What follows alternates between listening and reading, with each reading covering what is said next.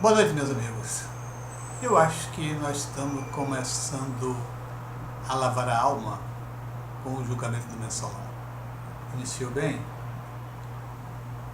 Eu estou extremamente feliz porque, admito, não acreditava que houvesse homens que trabalhassem em instituições do Brasil com caráter, com ética, com coragem, com vontade de passar esse Brasil a limpo, como tem demonstrado o ministro Joaquim Barbosa.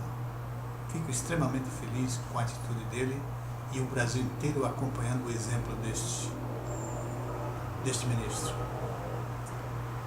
É interessante observar, e eu tenho observado o julgamento pela TV. Isso é uma coisa importante, você percebe as coisas boas e as coisas ruins, e as falhas que existem no Supremo Tribunal Federal. Em princípio, se nós olharmos bem, parece que o Supremo Tribunal Federal, na realidade, representa um pouco o Brasil. Quando a gente diz que representa um pouco o Brasil, significa que representa uma bagunça, uma coisa ainda não definida, uma coisa ainda meio embrionária. Nós vimos o Joaquim Barbosa em contradição, em justa posição a isso. Nós vimos o Ricardo Landowski. Esse ministro, ele está aí exatamente para atacar o Joaquim Barbosa, ou, melhor dizendo, defender os acusados políticos. Nós todos sabemos que o Ricardo Landowski, a indicação dele realmente para ser ministro do Supremo veio da sua amizade com a família da Dona Marisa, esposa do Lula. É esse o grande trunfo que ele tem, e é por isso que ele foi indicado para o STF. Por outro lado, tem o outro, que é o Toffoli, que inicialmente, de cara, a gente percebe que veio exatamente para cumprir o mesmo papel do Ricardo Landowski, ou seja, defender os petralhas. Esse rapaz jovem, 41 anos, só poderia ser um gênio para estar no Supremo Tribunal Federal como ministro. Há pouco tempo ele era vendedor de pizza e aos 41 anos ele é ministro do Supremo Tribunal Federal.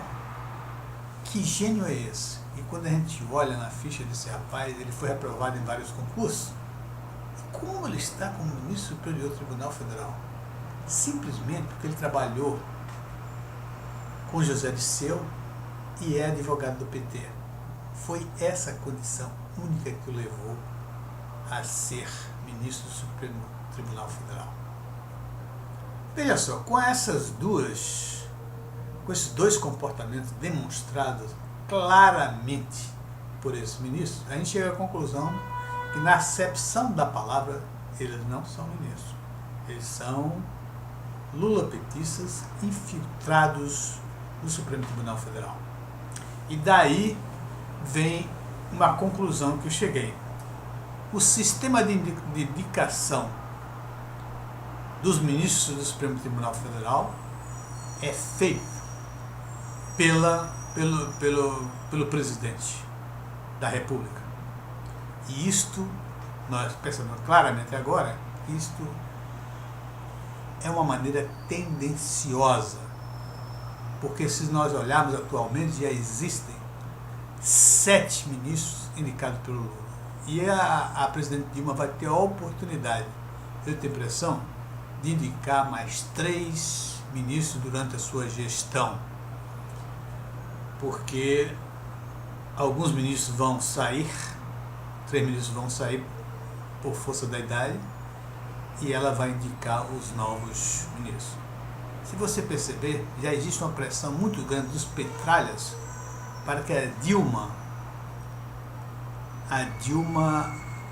nomeie ministros comprometidos com a missão do PT. Ora, meus amigos, se não houver uma mudança nesse esquema, daqui mais alguns anos, talvez em 2018, o Supremo Tribunal Federal terá tremulando uma bandeirinha do PT lá em cima, porque os 11 ministros serão petistas, infiltrados, não mais infiltrados, petistas dominando o Supremo Tribunal Federal. E evidentemente isto não é bom para a democracia. Então a conclusão que eu cheguei, e eu penso que poderia ser uma solução, ao invés dos ministros do Supremo Tribunal Federal serem indicados pelo chefe do Executivo, seja o Presidente da República, eles deveriam ser oriundos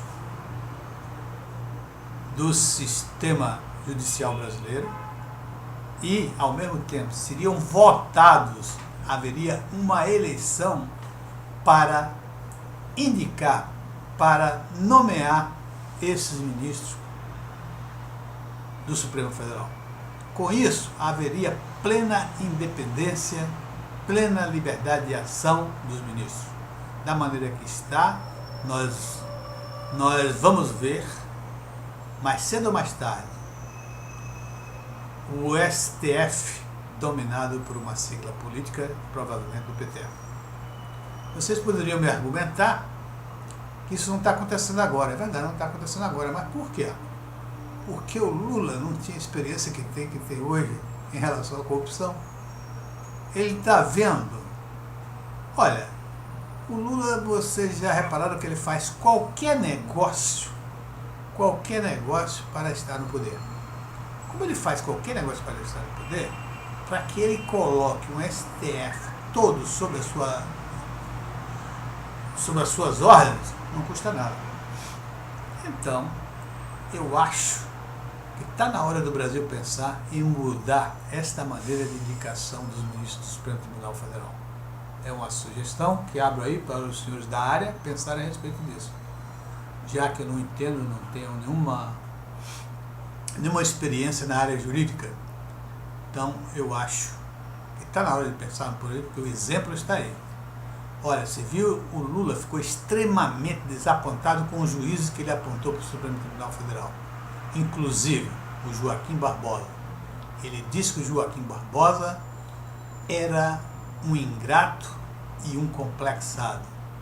Ou seja, ingrato? Ingrato por quê?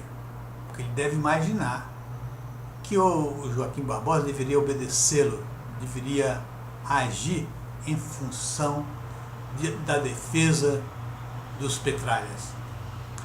E, evidentemente, quando ele diz que o ministro é complexado, isso denota um pensamento racista, uma maneira de pensar racista do Lula. Meus amigos, olha, eu escrevi esse artigo, está aí para vocês darem uma lida, mas eu estou otimista no sentido que eu vejo, da maneira que foi fatiado este processo, eu vejo que as teses principais já foram debatidas, porque o senhor Lula dizia que não existia, que nunca existiu mensalão, outra hora dizia que era Caixa 2, e como se Caixa 2 não fosse nenhum crime. No entanto, essas teses foram derrubadas, está provado que houve sim mensalão e está provado também que houve desvio de dinheiro público, independentemente do Caixa 2.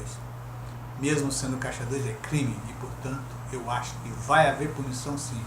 Estou altamente feliz com o que está acontecendo, porque eu acho que dessa maneira talvez o Brasil comece a ser passado a limpo. Muito obrigado e até a próxima.